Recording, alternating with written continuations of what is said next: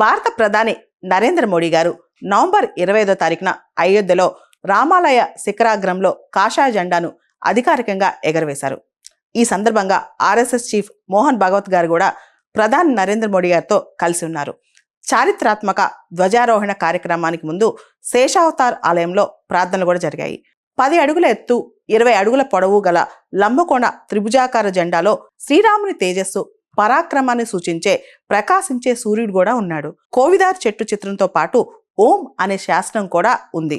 Hindu calendar ప్రకారం పవిత్రమైన ఉదయం 11:55 ప్రధాని మోడీ గారు అయోధ్యలో జెండాను ఎగరేశారు.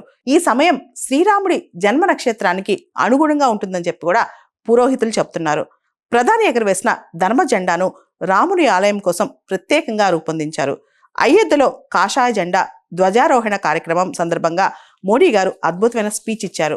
ఇది మరుపురాని క్షణం. ఈ సందర్భంగా ప్రపంచవ్యాప్తంగా ఉన్న లక్షలాది మంది రామ భక్తులకు నా శుభాకాంక్షలు తెలియజేస్తున్నాను.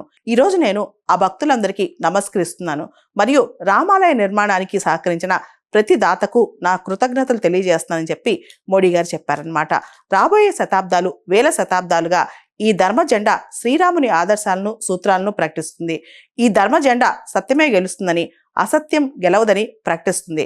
సత్యమే బ్రహ్మస్వరూపం అని ఈ ధర్మ జెండా ప్రకటిస్తుంది. ధర్మం సత్యంలో స్థిరపడిపోయింది.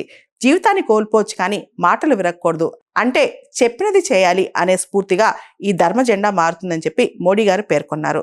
ధ్వజారోహణ కోసం ప్రత్యేకంగా తయారు చేసిన పతాకం దాదాపు 22 అడుగుల పొడవు, 11 అడుగుల వెడల్పుతో ఉంటుంది.